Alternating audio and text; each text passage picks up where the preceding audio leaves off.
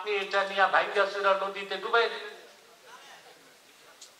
এটা কেমন কথা? একটা একটা মজার কথা বলি আপনাদের। হযরত ওমর রাদিয়াল্লাহু তাআলা আনহু তিনি বলেন, হযরত ওমর, কুন্না ফিল জাহিলিয়াতি নাসনাউল আসনাম বিল আজওয়া। হযরত ওমর বলেন, আমরা ইসলাম গ্রহণের আগে জাহিলি যুগে খেজুর দিয়ে মূর্তি বানাইতাম। কি দিয়ে? এগুলোরে ইবাদত করতাম, যখন ক্ষুধা লাগতো খেয়ে ফেলতাম। সুবহানাল্লাহ, সুবহানাল্লাহ। কেন বললাম? হযরত ওমর তথ্যটা দিবেন, আমাদের জন্য সুবিধা হয়েছে না? তা আমি মনে করি হিন্দুরা মাটি দিয়া বানায় খাইতেও পারে না, এগুলো আটা ময়দা দিয়া বানাইলে অন্তত পরে রুটি বানায় খেয়ে ফেলতে পারে। হযরত ওমর বলছেন, আমরা জাহিলি যুগে মূর্তি বানাতাম কি দিয়ে? এগুলোর ইবাদত করতাম, দেবদেবী। ক্ষুধা লাগলে আবার খেয়ে ফেলতাম, সমস্যা হইতো না খেজুরের বানানো। আমাদের দেশে মূর্তি পূজারীরা বা ইউরোপ আমেরিকাতে পাথর দিয়া মাটি দিয়া মূর্তি বানায় খাইতেও পারে না। এই ক্ষেত্রে আবার আমার আরেকটা বিষয়, এখন হচ্ছে সংবিধানের পূজা চলতেছে। আমরা ঈমান এনেছি কোরআন ও সুন্নাহের উপর, মানব রচিত কোন সংবিধানের উপর বাংলাদেশের মুসলমান ঈমান আনে নাই। এটা নিয়ে বিপদে পড়ছে। বিপদ আবার হচ্ছে প্রেসিডেন্টের কারণে। উনি আগে বলছে এক কথা, এখন বলে বাহ, তোমরা বাঙালির তো কপাল পুড়ছো, এমন নেতাই পাও যারা সকাল বিকাল মিথ্যা কথা বলে। সকালে একটা, এটা তোমাদের দুঃখ দুর্দশার মূল কারণ। তোমরা কখনোই এই জাতি সঠিক সত্যিকার আল্লাহওয়ালা মানুষকে নেতা বানাইতে পারো নাই। বেনামাজি, শিরকপন্থী, কুফরপন্থী, পশ্চিমাদের দালাল, ভারতের দালাল, বেঈমান, সুদখোর, ঘুষখোর, শরাবখোর, নেশাখোরদেরকে তোমরা নেতৃত্বের আসন দিয়েছো।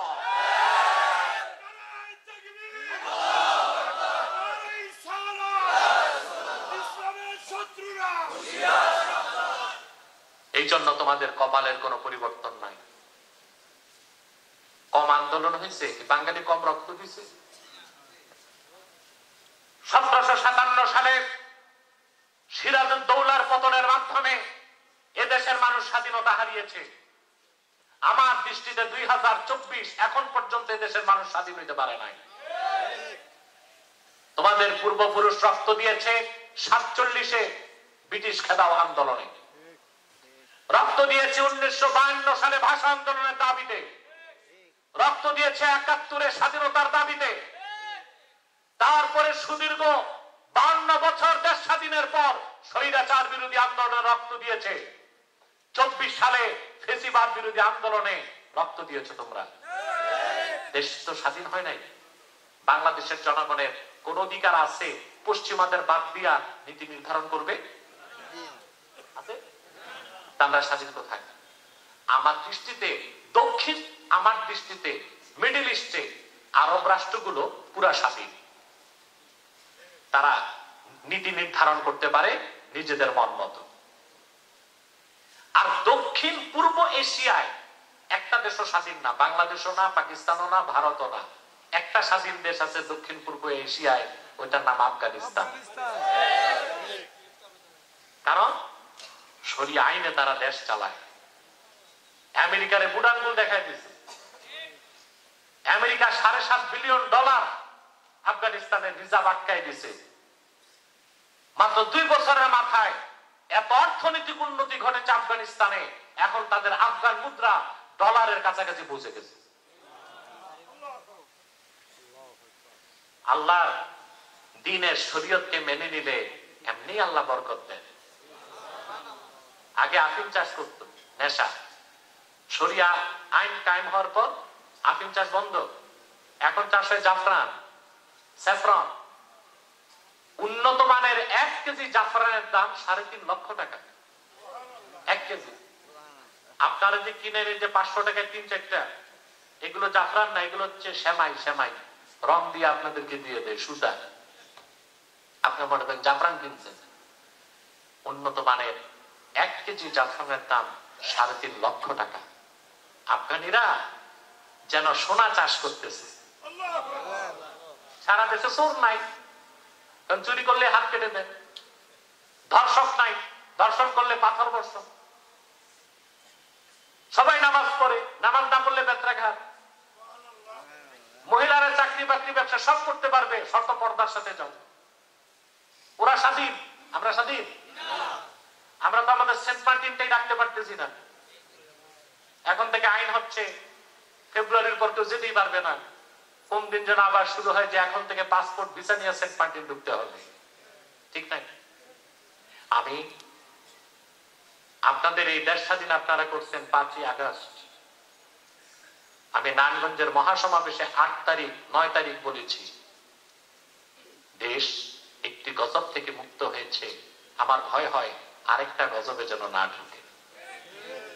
আপনাদেরকে সেজন্য চোখ কান খোলা রাখতে হবে। ছাত্র যারা, ওদের বয়স কম। আন্দোলনের সংগ্রামী বিপ্লবে আবেগ লাগে, কিন্তু দেশ চালাতে আবেগে চলে না, বিবেক লাগে। ওদের তো বয়স কম, আবেগ আছে, বিবেক নাই। এই জন্য রাজনৈতিক দলের নেতাদের উচিত দেশের আলেম ওলামা পীর মাশায়েখদেরকে অভিভাবক মেনে ঐক্যবদ্ধভাবে বাংলাদেশকে নতুন ভাবে নির্মাণ করতে হবে। আলেম ওলামা ইসলামপন্থীদের বাদ দিয়া রাজনৈতিক নেতারাই যদি মনে করে আমরা যা খুশি তা করব, তাইলে আরেকটা ধরা খাইতে হবে। আমি সাবধান করতেছি। আমার লেকচার গুলো দেখেন আপনারা সোশ্যাল মিডিয়ায়। শুরুতে তো অনেকের ভালো লাগে নাই, কমেন্টসে বুঝতাম ওনাদের সুবিধা লাগতেছিল না। এখন বুঝতেছে যে না, যে কথাগুলো বলছে তা তো আলামতে বোঝা যায়, মিলতেছে, ঠিক কিনা? কারণ আমরা যে কোনো সমাধান দেওয়ার আগে কোরআন সুন্নাহর নীতিটা দেখি, তারপর বলি। ভারতের মালাউন পত্তলিকরা আমাদের শত্রু, কিন্তু যুক্তরাষ্ট্রের খ্রিস্টানরা বন্ধু হবে কেমনে? এই নীতি তো মনে রাখতে হবে, মনে রাখতে হবে না? সম্মানিত সুধী, বলছিলাম পূর্বের নবীগণ বলেছেন ইসলাম সাম্প্রদায়িকতার ঊর্ধ্বে, ঠিক না?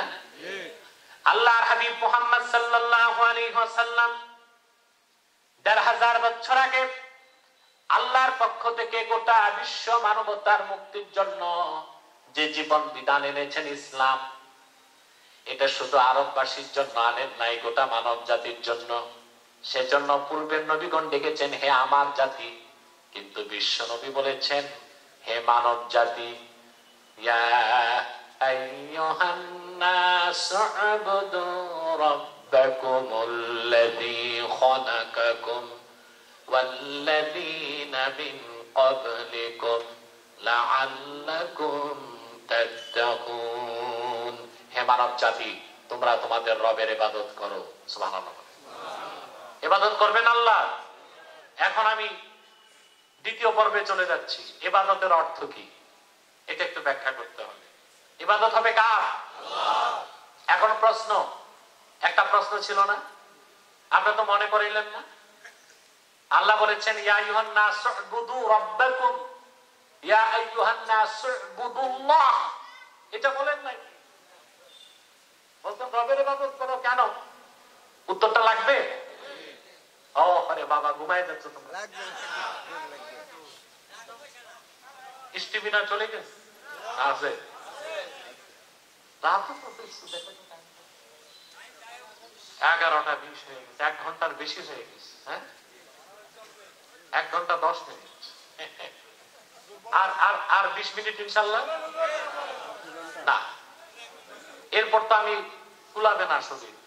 আর 15 থেকে 20 মিনিটে আমি মেসেজটা দিতে পারবো ইনশাল্লাহ। একটা লোকও দাঁড়াতে পারবে না। আজকে মুনাজাত করে গুনাহ মাফ করে বাড়ি যেতে চাই, এই নিয়ত আছে। আমরা নিয়ত করছি কিছুক্ষণ পরে সম্মিলিত মুনাজাত করে গুনাহ মাফ করে নিষ্পাপ বেহেশতি আল্লাহ ওয়ালা হয়ে বাড়ি যেতে চাই। কারা কারা হাত তুলে আমার মাবুদকে দেখা?